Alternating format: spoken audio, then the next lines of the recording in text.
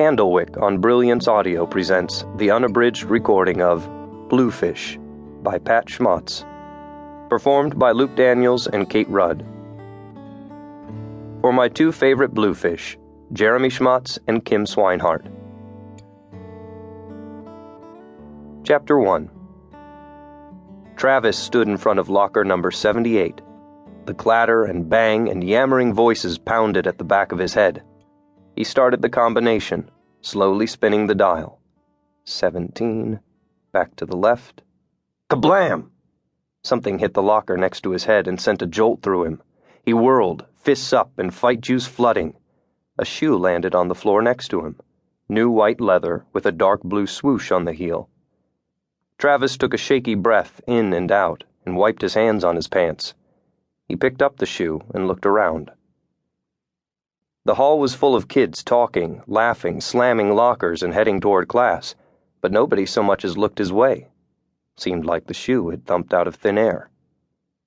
Travis leaned against the locker and held the shoe sole to sole against his own.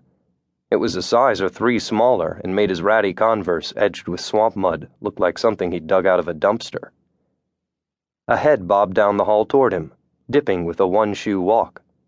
The guy was small, and Travis figured him for a 7th grader, maybe even 6th.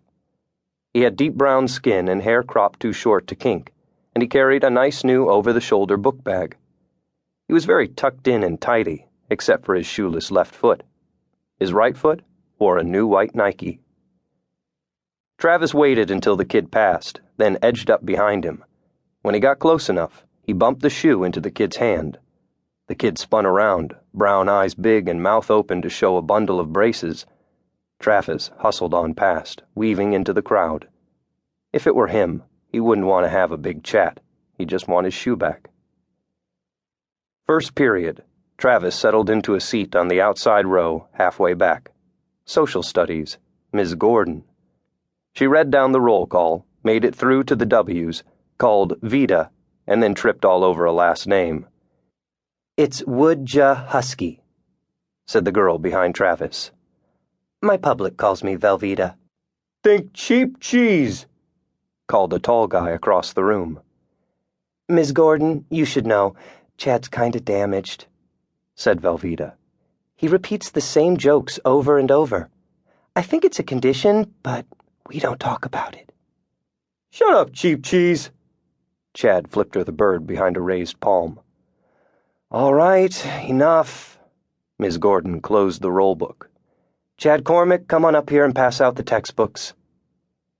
Chad dumped a text on Travis's desk as he passed by. It landed with a thud. Heavy, dense. Travis folded his arms across his chest and dropped his chin. Another school year. No way out. He slogged through a couple of hours of first day's science and math, the air pressing in hotter and heavier, the walls closing around him. Fourth period was a short one, only 30 minutes. He had reading in room 134. He hadn't had reading as a separate class since 5th grade. He stopped in the doorway of the classroom. The entire back wall of the room was a built-in bookshelf, loaded with books. Bookshelves lined the opposite wall. No windows. The ceiling looked lower, the walls closer than in the other rooms. Travis backed out, dropped his pencil and notebook in his locker, and headed for the double doors and the rays of sunlight. He pushed the door open, feet moving without stopping. He turned left, crossed the asphalt parking lot, and headed out of town. When the sidewalk ended and he was walking on gravel beside the road, he looked over his shoulder. The school building squatted behind him, spread out beyond the cars, too far away to reach out and drag him back.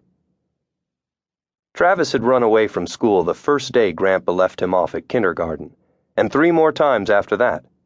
The 4th time, he got smart and hid in a culvert, so they didn't find him for a few hours. They had to bring the sheriff in, and then Grandpa didn't think it was funny anymore. "You ditch out of school again, and the dog sleeps outside." Travis hadn't ditched again, until now. Rosco was gone, so why not? At the county highway, he took a left.